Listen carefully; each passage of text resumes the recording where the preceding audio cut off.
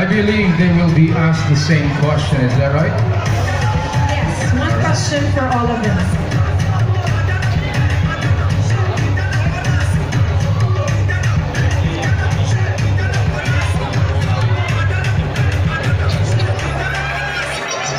Miss Kuyo, how are you? Would you want to join us here? So, nasa na yung ating... Are they safe? Nasa isolation room na? They're still walking and looking for the van. So, kumusta ka, Iha? How does it feel that you are part of the top 10? I feel so thankful, and yes, given this chance, I would like to thank all the people who supported me, especially at this side. And also to my family, especially to my dad, to my mayor, Mayor Ong, and to everyone. That's all. Okay, are we ready? And how did you prepare for tonight's competition? Have you been reading up? Napasa ka ba? Yes, I've been reading and watching news so that I will be updated to the current events. Okay, that's good because this question Are we Is- ready to give the question? We would like to know. Okay. Galingan mo ha. Ikaw ang unang-una. I know it's gonna be tough because ang una, ang icebreaker, pinakamahirap sa lahat talaga. Oo nga. Pero kayang-kaya mo yan. Ayan, ang mga supporters mo. Hey! Okay, we're ready? Oo, maganda to, Iha, no? Na nalalaman natin na lahat na sila nasa loob. Kaya mag-usap tayo. Okay. So, this is your question.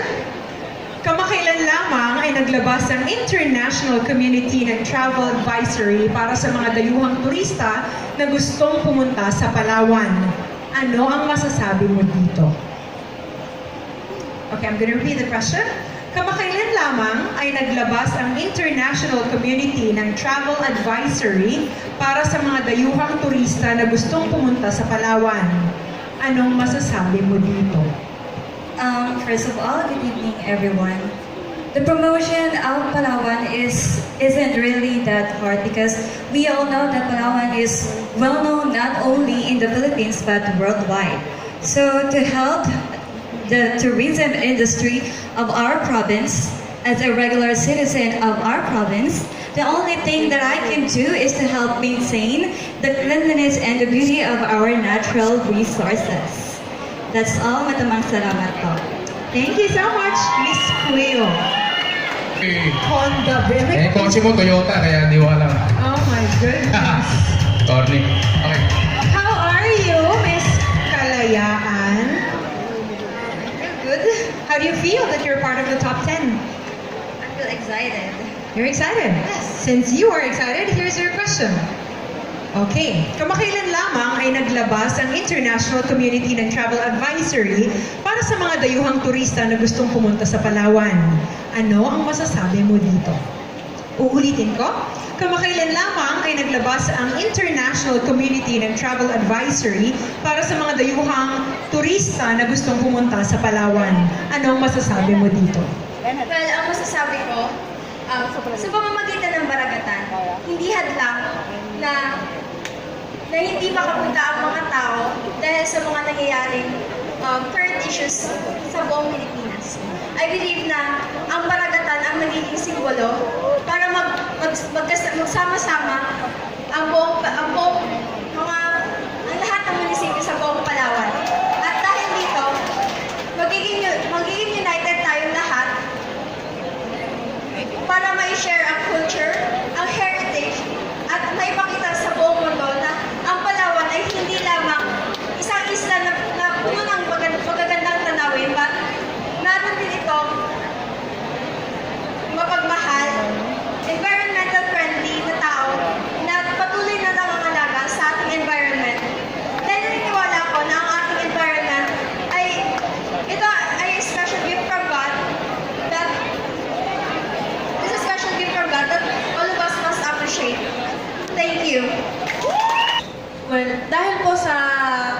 nilabas na International Community Travel Advisory na yan, malaki po ang apekto nito sa turismo ng Palawan at sa ikinabubuhay ng karamihan dito. Pero para po sa akin, safe pa rin po naman mag-travel sa Palawan kasi naniniwala ako na ang ating government at ang ating authorities ay ginagawa ang lahat para maging peaceful at maging kaya pa rin ang Palawan. Thank you. Thank you very much. Ano masasabi mo dito?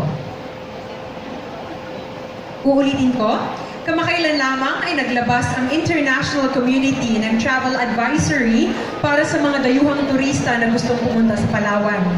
Ano ang masasabi mo dito?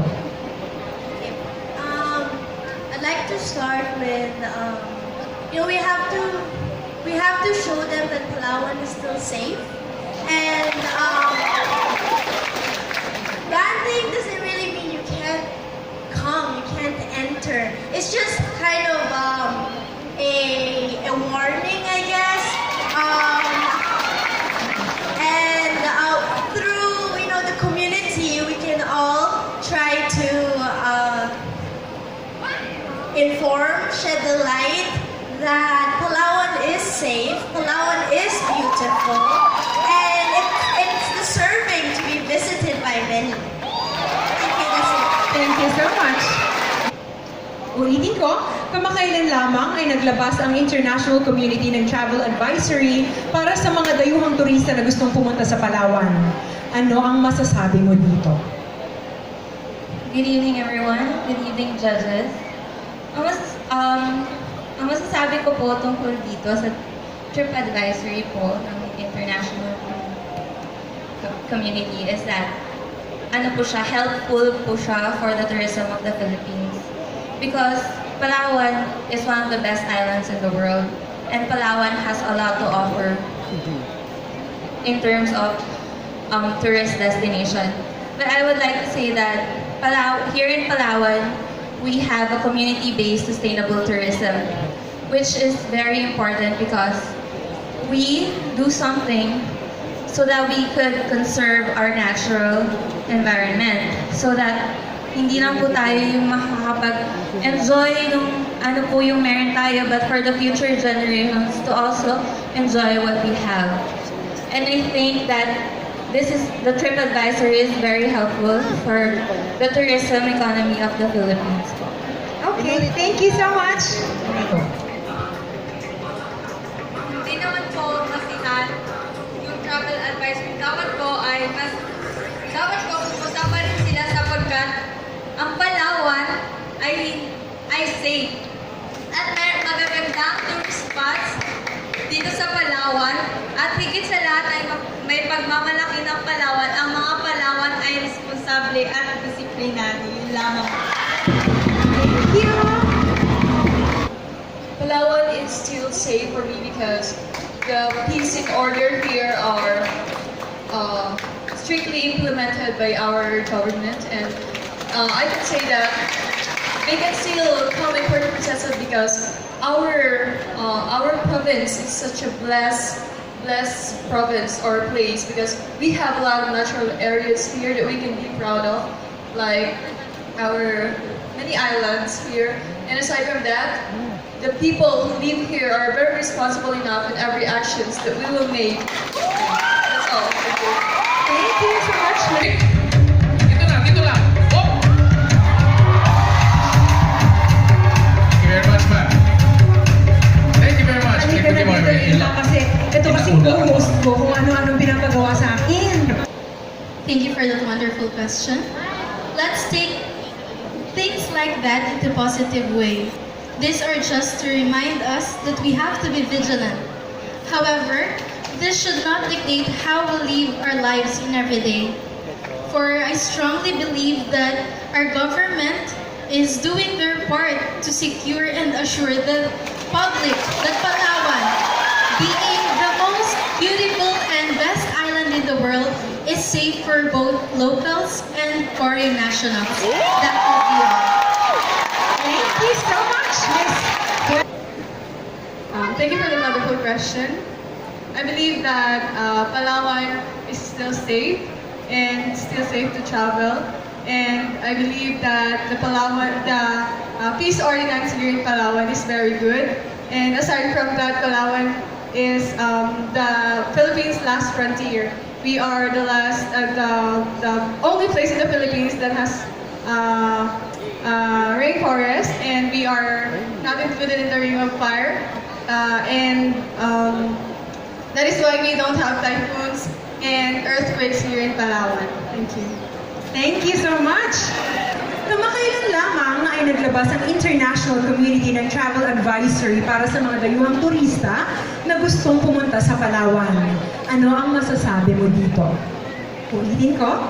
Kamakailan lamang ay naglabas ang International Community ng Travel Advisory para sa mga dayuhang turista na gustong pumunta sa Palawan. Ano ang masasabi mo dito? Maraming salamat. Naniniwala po ako na ang Palawenyo ay peace-loving. May pagkakaisa, kapayapaan, at may pagtutulungan. Na kung saan ang mga katangian na yon ay nagtataglay ng seguridad sa ating lalawigan. Kaya mahihikayat ito ang mga turista na mag-explore at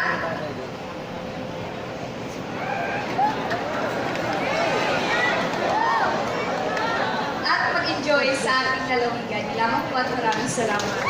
Thank you so much! Thank you very much.